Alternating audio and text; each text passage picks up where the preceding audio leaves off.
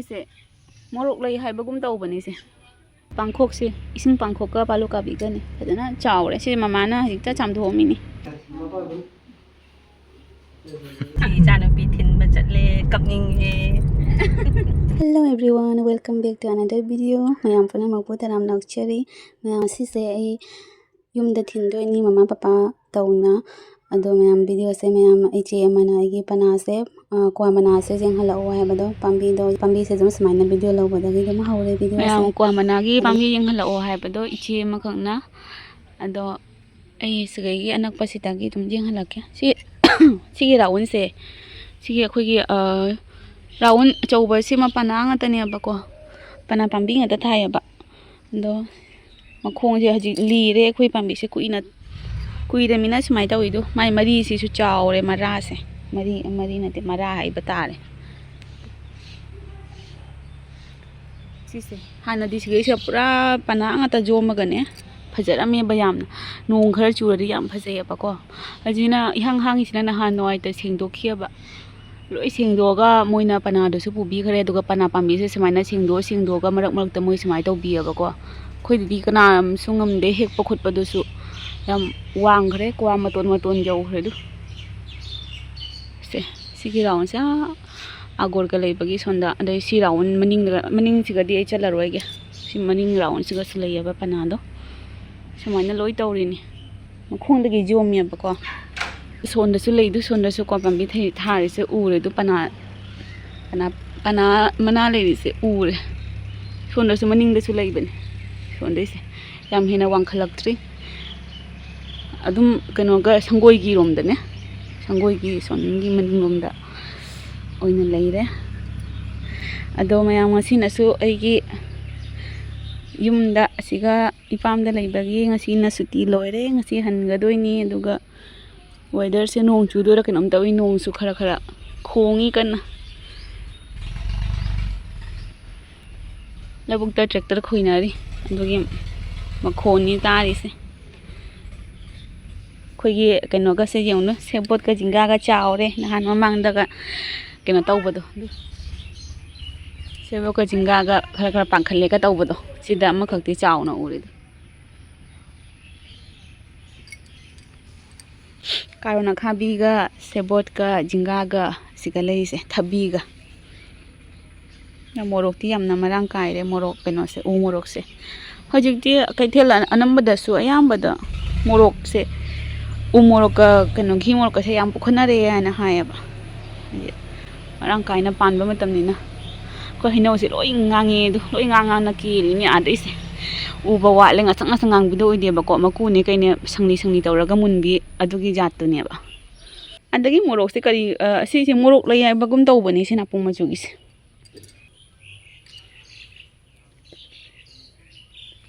je yong sigi se morok lai hai bagum tawbani se maru tawraga satpi da si yamna satle sidi pambi amda yong don janabi napu machuga tharonganga duga siga tharongang machu ahumni napu ga tharonganga yanabi de tharongang ngata napu ngata oibi pambi sida sinai khoi thabak khoida thabak suhanba mane kaka amada tauna jadhalakpani se labuk lomda aidi ambo changan oina changhandre a kano gi duga apak ama oina pangkhok ngata ising kano ga pangkhok mamangda kano tawhibado khara tiantak chatpado sidi kyam chawrano yongne khusang moiri ni pangkhok se kano na ayuk nganta khoigi thabak suba kaka mana ase mamana lelhalami ni pangkhok mayam se punana bagi silcharda na hangi lapoi kakthaba du suloi ngange du mayam se mamana laphang ani puge patna mangbra hande do laphang ani khak chana bagi lai kat pati yara roi khoi do nga heli bani na ne ado chang phajap ka yauri me ba ado ina ada yum lai da lining thau kat ke kaina khanjara mini yadrmina chana bai oina purani chang do dum thanam mani sida mama lai kat na jarani inde pangkhok se ising pangkhok ka palu ka bi gani fajana chaure se mama na hikta chamtho mini fajana taw ngorok ngobasi ising pangkhok ni ꯁꯦ ꯉꯧꯊꯣꯡ ꯆꯥꯕ ꯑꯩꯈꯣꯏꯗꯤ ꯍꯧꯖꯤꯛ ꯉꯥ ꯍꯦꯜꯂꯤꯕꯅꯤꯅꯅꯦ ꯆꯅꯥ ꯃꯣꯇꯣꯔꯒ ꯇꯧꯔꯒ ꯉꯧꯊꯣꯡ ꯐꯖꯅ ꯉꯧꯔ ꯆꯥꯕ ꯍꯥꯎꯗꯣꯏꯅꯤ ꯅꯣꯏ ꯌꯦꯟꯗꯦꯝꯁꯦ ꯌꯥꯝꯗꯦ ꯑꯗꯣ ꯑꯩꯅꯅꯦ ꯍꯋꯥꯏ ꯊꯣꯡꯕꯗ ꯍꯥꯞꯄꯒ ꯆꯥꯕꯗꯣ ꯀꯃꯦꯟꯇꯁꯨ ꯑꯗꯨꯝ ꯌꯦꯟꯗꯦꯝ ꯆꯥꯎ ꯈꯣꯠꯂꯨ ꯍꯥꯏꯅ ꯍꯥꯏꯔꯛꯄꯗꯣ ꯌꯦꯟꯗꯦꯝꯁꯦ ꯍꯋꯥꯏ ꯊꯣꯡꯕꯗ ꯑꯗꯨꯝ ꯍꯥꯞꯄ ꯆꯥꯏꯑꯕ ꯉꯥ ꯍꯦꯜꯂꯤꯃꯤꯅ ꯍꯧꯖꯤꯛ 9ꯅꯤ ꯋꯥꯠꯂꯤ ꯅꯨꯃꯤꯠ ꯑꯗꯣ ꯁꯤꯁꯦ ꯑꯗꯨꯝ ꯍꯋꯥꯏ ꯊꯣꯡꯕꯗ ꯍꯥꯞꯄꯒ ꯆꯥꯅꯕꯅꯦꯅ ꯃꯃꯥꯅ ꯂꯦꯟꯕꯤꯕꯅꯤ ꯁꯦ ꯋꯥꯎꯅꯤ ꯑꯩꯈꯣꯏ ꯏꯄꯥ ꯕ꯭ꯔꯦꯛꯐꯥꯁ ꯅꯠꯇꯦꯗ ꯐꯥꯒꯤ ꯇꯧꯅꯤ ꯃꯥ ꯕ꯭ꯔꯦꯛꯐꯥꯁꯀ ꯁꯨꯡꯇꯧ ꯇꯧꯗꯕꯤ ꯃꯥ ꯗꯥꯏꯔꯦꯛ ꯂꯟꯁ ꯇꯧꯖꯩꯑꯕ ꯑꯗꯣ ꯆꯦꯇꯣꯟꯁꯦ ꯉꯁꯤ ꯆꯠꯈꯤꯗꯣꯔꯦ ꯍꯥꯏꯅ ꯑꯂꯨ ꯕꯖꯥꯔꯁꯦ ꯈꯔ ꯌꯥꯝ ꯇꯧ ꯍꯥꯏꯅ ꯑꯂꯨ ꯕꯖꯥꯔ ꯇꯧꯕꯤꯔꯤꯅꯤꯁꯦ ꯑꯂꯨ ꯕꯖꯥꯔꯁꯦ ꯌꯦꯔꯨꯝꯒ ꯑꯂꯨ ꯕꯣꯔꯥꯒ ꯍꯋꯥꯏ ꯊꯣꯡꯕꯒ ꯃꯣꯇꯣꯔ ꯕꯨꯒꯨꯅꯤꯅꯤ ꯁꯦ ꯃꯥ ꯆꯥꯈꯤꯗꯧꯔꯦ ꯁꯤꯁꯦ ꯕ꯭ꯔꯦꯛꯐꯥꯁꯀ ꯂꯣꯏꯔꯒꯅꯦ ꯑꯩꯅ ꯐꯣꯂꯥ ꯆꯥꯅꯤꯡꯉꯦ ꯅꯍꯥꯟꯃꯨꯛ ꯌꯥꯝ ꯇꯧꯈꯤ ꯃꯃꯥꯅ ꯐꯠꯇꯦ ꯑꯩ ꯆꯥꯅꯤꯡꯉ ꯆꯥꯗꯕꯗꯣ ꯑꯗꯣ ꯑꯩꯅ ꯆꯥꯛꯍꯧ ꯆꯦꯡꯄꯥꯛꯇꯤ ꯑꯗꯨꯝ ꯑꯩꯅ ꯁꯪꯒꯣꯝ ꯃꯐꯝꯒ ꯇꯧꯔ ꯆꯥꯔꯦ ꯐꯣꯂꯥ ꯆꯥꯗ꯭ꯔꯁꯨ ꯆꯥꯏꯌꯦꯅ ꯃꯃꯥꯅ ꯅꯨꯡꯉꯥꯏꯇꯦ ꯀꯕꯣꯛ ꯑꯐꯥꯕꯗꯣ ꯉꯁꯤꯗꯤ ꯃꯇꯥ ꯆꯥꯅ ꯈꯇꯪ ꯐꯪꯉꯛꯑꯦ ꯑꯗꯨꯗꯨꯒ ꯐꯣꯂꯥꯁꯦ ꯆꯥꯕꯅꯤ ꯑꯗꯣ ꯑꯩꯅ ꯁꯦꯡꯅ ꯂꯧꯊꯣꯛꯎꯕꯅꯦꯕꯀꯣ ꯄꯄꯥꯗꯣ ꯃꯄꯥꯟ ꯆꯠꯈꯤꯕ ꯄꯄꯥ ꯂꯥꯛꯑ ꯆꯥꯅꯕꯩ ꯑꯗꯣ ꯉꯁꯤ ꯃꯣꯇꯣꯔ ꯕꯨꯒꯨꯅꯤ ꯊꯣꯡꯉꯤ ꯉꯁꯤ ꯃꯣꯇꯣꯔ ꯕꯨꯒꯨꯅꯤꯁꯦ ꯍꯥꯎꯔꯅꯤ ꯐꯠꯇ꯭ꯔꯛ ꯃꯣꯇꯣꯔꯁꯨ ꯃꯄꯣꯞ ꯀꯥꯏꯗꯦ ꯃꯅꯤ ꯍꯥꯎꯕ꯭ꯔꯥ ꯃꯣꯇꯣꯔ ꯕꯨꯒꯨꯅꯤꯁꯦ ꯍꯥꯏꯄꯤꯔꯛꯎꯔꯥ ꯈꯤꯇꯪ ꯆꯥꯅꯤꯡꯗ꯭ꯔꯣ ꯑꯂꯨ ꯕꯖꯥꯔ ꯑꯗꯨꯝ ꯇꯣꯠꯂꯕꯣ ꯑꯂꯨ ꯕꯖꯥꯔ ꯍꯥꯎꯕ꯭ꯔꯣ ꯑꯂꯨ ꯕꯖꯥꯔ ꯑꯂꯨ ꯕꯖꯥꯔ ꯃꯤꯁ ꯇꯧꯗꯣꯏꯔꯣ ꯑꯩ ꯇꯧꯗꯣꯏꯔꯣ ꯑꯂꯨ ꯕꯖꯥꯔ ꯌꯥꯝ ꯍꯥꯎꯕꯅꯦ ꯃꯥ ꯆꯦꯇꯣꯅ ꯑꯂꯨ ꯕꯖꯥꯔ ꯉꯧꯕ ꯌꯥꯝ ꯄꯥꯝꯖꯕ ꯈꯣꯏꯗꯥꯖꯕ ꯅꯦꯖꯦꯅꯝꯁꯦ ꯑꯩꯈꯣꯏꯒꯤꯁꯨꯅꯦ ꯉꯥꯁꯤꯒ ꯌꯨꯝꯗ 3ꯂꯛ ꯉꯥꯁꯦ ꯍꯟꯗꯛꯁꯨ ꯑꯩꯈꯣꯏꯁꯤꯒꯁꯨ ꯇꯣꯏꯅ ꯍꯦꯜꯂꯃꯤꯅꯅꯦ ꯌꯨꯝꯒꯤ ꯌꯥꯝ ꯐꯖꯔꯝꯃꯦꯕ ꯁꯤꯒꯩ ꯍꯦꯟꯅ ꯐꯖꯩꯑꯕ ꯑꯗꯣ ꯂꯣꯏꯈ꯭ꯔꯦ ꯃꯥꯒꯤ ꯃꯃꯥꯅ ꯊꯥꯕ ꯃꯌꯥꯝꯗꯣ ꯇꯥꯛꯂꯛꯑꯦ ꯑꯗꯨꯅ ꯁꯤ ꯃꯤ ꯃꯌꯨꯝꯗꯒꯤ ꯑꯩꯈꯣꯏ ꯑꯗꯨꯝ ꯏꯅꯦ ꯑꯃꯈꯛꯀꯤ ꯌꯨꯝꯗ ꯍꯥꯏꯅꯔꯒ ꯈꯔ ꯃꯃꯥꯅ ꯂꯧꯕꯅꯦꯕ ꯖꯦꯅꯝ ꯄꯨꯅꯕꯒꯤ ꯍꯥꯏꯅ ꯑꯩꯈꯣꯏ ꯃꯦꯔꯥꯃꯦꯁ ꯇꯥꯕꯗꯨꯗ ꯑꯗꯨꯒꯤ ꯑꯁꯤꯁꯦ ꯁꯤꯡꯉꯨꯅꯨꯀꯣ ꯌꯥꯗꯦꯁꯦ ꯈꯣꯏꯗꯨꯝ ꯑꯩꯁꯦ ꯈꯣꯏꯗꯨꯝ ꯌꯥꯝ ꯆꯥꯏ ꯍꯟꯗꯛ ꯑꯩ ꯈꯣꯏꯗꯨꯝ ꯌꯥꯝ ꯆꯥꯏꯑꯕ ꯈꯪꯉꯕ ꯈꯣꯏꯗꯨꯝꯁꯦ ꯏꯚꯤꯅꯤꯡꯗꯁꯨ ꯁ꯭ꯅꯦꯛꯁꯦ ꯈꯣꯏꯗꯨꯝ ꯑꯗꯨꯝ ꯆꯤꯛꯑ ꯆꯥꯏ 2-3 ꯑꯗꯩ ꯑꯌꯨꯛꯇꯁꯨ ꯕ꯭ꯔꯦꯛꯐꯥꯁꯇ ꯈꯣꯏꯗꯨꯝ ꯑꯗꯣ ꯈꯣꯏꯗꯨꯝꯁꯦ ꯑꯩꯈꯣꯏ ꯑꯍꯟꯁꯤꯡꯁꯨ ꯆꯥ ꯊꯛꯆꯅꯕꯒꯤ ꯃꯃꯥꯅ ꯌꯥꯗꯦ ꯍꯥꯏꯅꯨ ꯀꯥꯏꯅ ꯇꯥꯍꯜꯂꯛꯏꯅꯤ ꯌꯨꯝꯗ ꯑꯣꯏꯅ ꯇꯥꯍꯜꯂꯛꯏꯅꯤ ꯈꯔ ꯆꯥꯎꯅ ꯇꯧꯅ ꯈꯣꯏꯗꯨꯝꯁꯦ ꯑꯗꯩ ꯍꯜꯂꯝꯗꯥꯏꯒꯤ ꯉꯁꯤ ꯍꯟꯗꯣꯔꯦ ꯃꯌꯥꯝ ꯏꯂꯥꯡꯁꯨ ꯂꯥꯡꯉꯤ ꯌꯦꯟꯗꯦꯝꯂꯣ ꯁꯦ siga dum si jendem pangkhok mayam yung du mama papa yam pamani panloisu pangkhok sina han mama ga papa ga na ingon da pangkhok cha lai wai do mama na pangkhok aina pangkhok je aina cha dro mina lai roi ama ba oina hai ri ba mama da phagi tawri ba se mayai da oina samaina ahum thokna kathatle pubase lamsu lapani na mong cha damina kathala ga oina tawre masi si ka kathalai ro se jahaji mangange du se ni humni da di phajana mullani aba si jahaji se ama khak te khare du khomika dana sana na bagi kyam hawi hijing phadur su na inga si chai ahum khak cha khare chaklaman gi dana kana da breakfast da yam thummiaba magi thummaga mai hawba mai mahau do dum lei ma se phajana aina hijing phawdre habdo mamang video da ado sema pujamya te di sangi champa chu jawrim na laphoi do mangani aina laphoi yamaga se hapchallani papa la ani chak chamina raga loisin khochan tawrani posei singse sida khaibo amadi loire jomba khotpagi se ado hanjindri mama do makhut leng mana lore pangkhok mayam se kakpasidane du chambaga khotpa ngasai dagi tawrai do aduga jubi se kelakpa jubi ni hekpa ngamda lei ado haji ngamgadra ngamodra khangde kano do hai pheti loisale khoisu kobi mo buthore khoi ma se khoi ngasi pana sembagi mi do laieba moisi loidri do pana semeba ai do moise nusa se yongni nusa se amuka sadore omchakna bana loire bo gyan men tadre matam ju chenchen banu mai tawre ngasi se ngangbi se wana hip khare pana hep mi sing siga yubi do khara hekna be na hari ba dap to yengani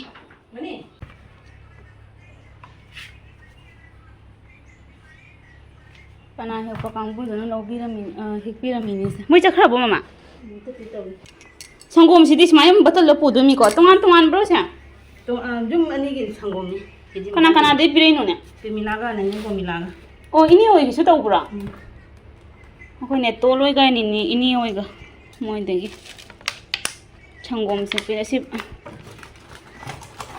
sinta pani kai sangom do hana batal lo jung sangom na makada sai ki ko na du ga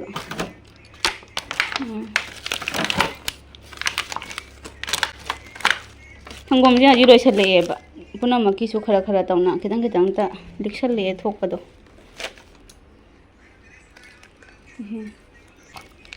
थादरोगे जाने जाने म by मे ओम जे थोक माता गम न जामरे ने असा हेले उरनु ने ते जामना लोइरे थोनी उनोई लोइरे पुंग 2 मखाई तारब खंदे याम अखोय ngले अखोय खरा याना ममा पापा दो अनो सिलबिना पापा दो लाकपदा पापा ना दम गाड़ी दो थौदनिना तप तप ने अने पापा से मखुत कना बगा करीगा जेंगनी अदुगी खतंग न खरा ngalingde लादी फैयाना यांगना लोइसलिनी चाक तोपगा लोइसले अदो लोइरे हजि लोइ लोइरे ममा पापा थोकलानी ला लोइरे नुआइते मसिना लोइरे मसिना लोइरे मसि हंदोरे इपामदगी सुती लोइरे अखोइदि जोन दिक्से बनिना को मी अदुम मी अमनि खला अखोइ निंगोन लागा लांगमनि अदु लोइरगा हनबा खोटपदो इचिकची ओइदो ला फम नम फमगा बोल पिने फमगी को नमजद्रसे मपा दु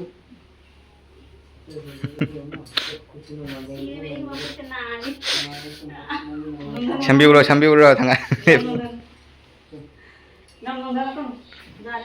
나라가 영어로 이게 손에 오늘 로이 본다네 남자가네 다마 공판다네 나만님이 밤 먹고 찍게 밤피네 나 봐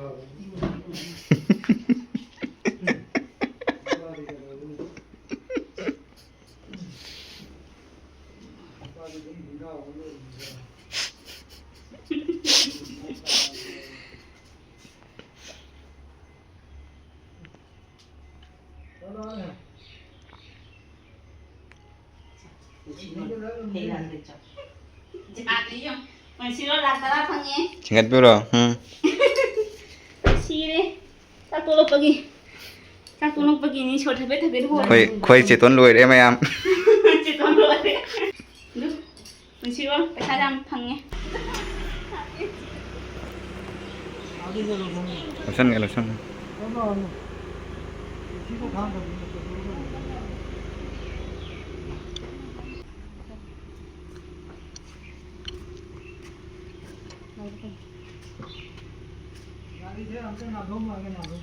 Andu mani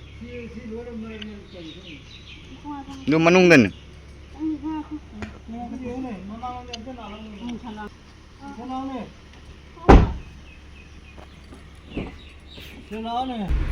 weather city mixture oire ngasi se koi dormi dani se nungsa se jong du trick lang lare ayuk tena nong thimang ni nong chu ita taram de nong chu de nong thimang na dum leiramaga doi akta da nong sa se pura loi sa bai bu loi leit tani hoi na lai do silambi siga sa sa bani na kyam bhajari no yong ne Guwahati chali ne khoi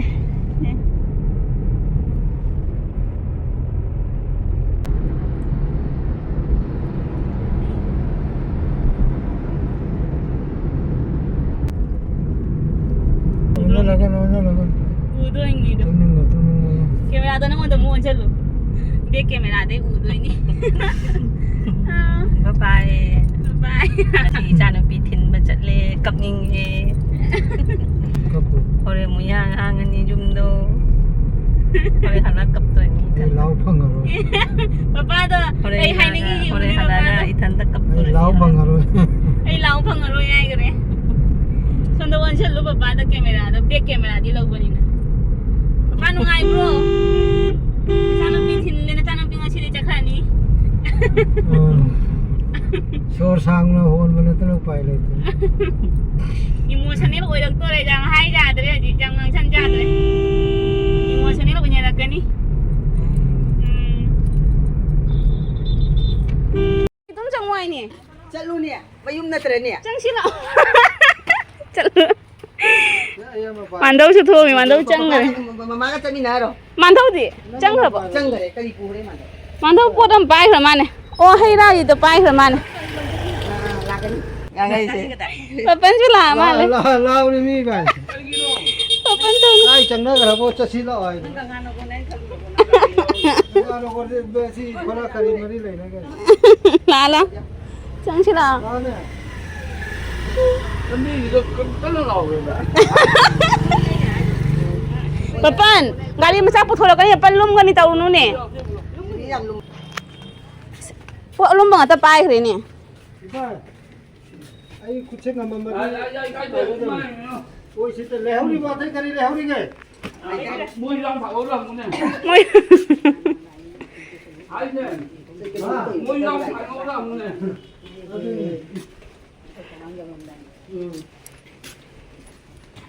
mando ga papan ga ok na gare Du lau ra. ai papa last gari indo re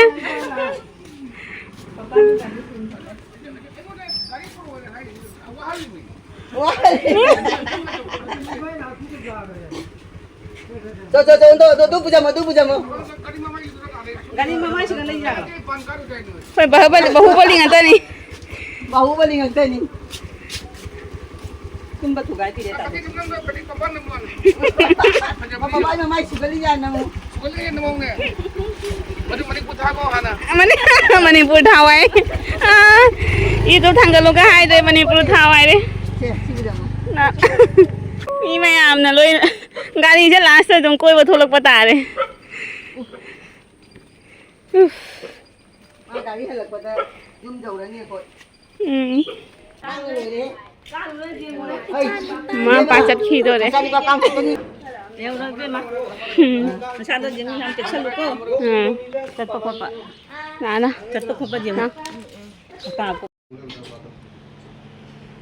papa na dukan phamba ma lai re me dukan phamba ma lai re me chonda sugui changa ga samai raun ne lai room ji jong thok pa gi room pura on thoe ana gi leiram bado ana leiram bado almari semana leirami almari sonda leirami phamung su sonda samana tawna ha khalli du de hajina phamung sonda laigare almari na sonda mamang adoga tv se hajikana tv se suna kanda pali tv se jeng bai dina de ba no yam yeng de nong phadok dum jeng ningora film ga dum nungai ba ka tharaga jeng ura ga nong phadok jeng do anambana lai sei thai sanda wairam ayuk ta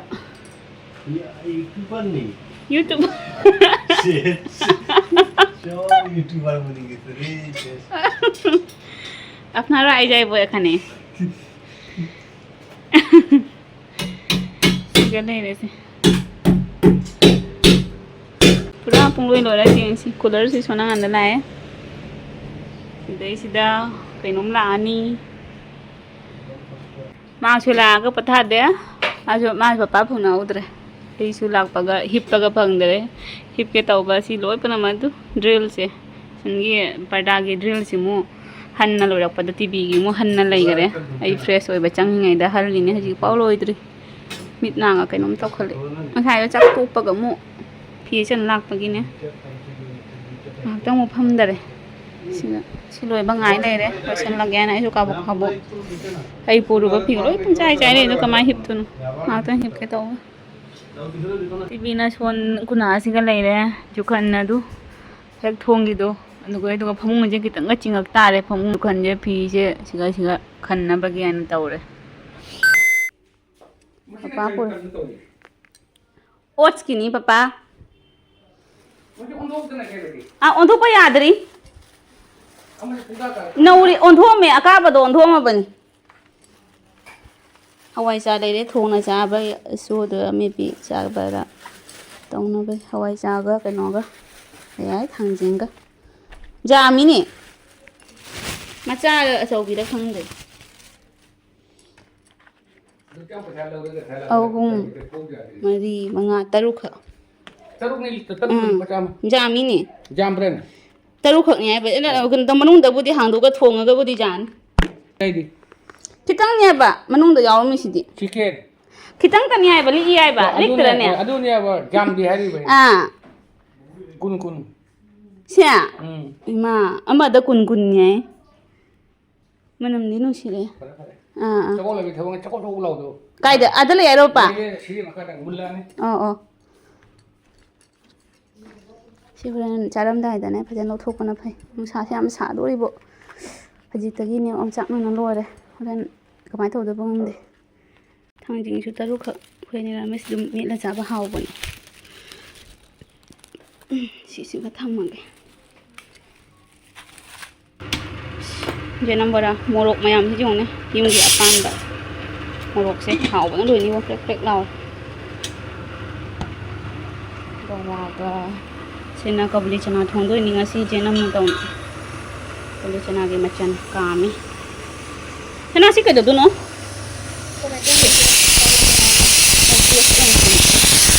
tomato paste bola mang ko cha ge Thôi đi. bola thili sutha hapte sutha ga hatre thau jai ni agi se thau jai gare khabai ma Cái gì cái mình cần phải nó không phụ cái Milton mình cần rồi phải.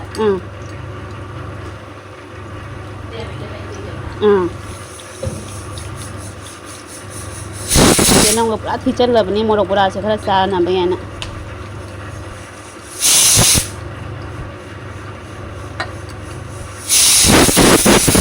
Cak loy deh, pecak sekati thung bah hore, bora sih yung nih bora sih pernah crunchy hore,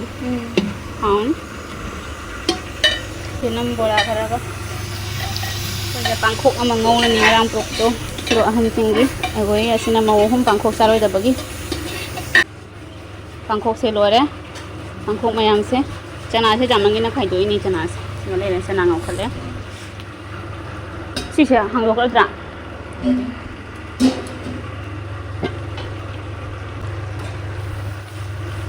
Kabli chana lagi. Kabli chana se khoi chana na thong ini. Pangkok ngau baga bora ga sunda. Taure ina. Khoi chana ngasi saba sih kama.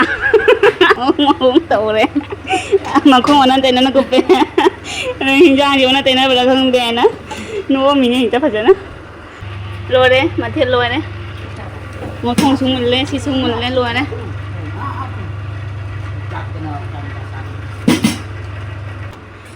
Hàng gì mệt bắt lô đấy chứ, hoàn toàn nó phải rất là mệt thế. Sai lấy được có hàng gì được sưu giàu đấy, hàng này sưu giàu đấy, hàng này lấy đâm bạ, anh được sưu giàu đấy. Xin là cái gì nhỉ? Gì mà rồi mà khắc happy ngay đó, lâu thuộc bạ, xin là mày ám happy, tao tao đẹp, xin là hàng gì đó. Think I've been here before.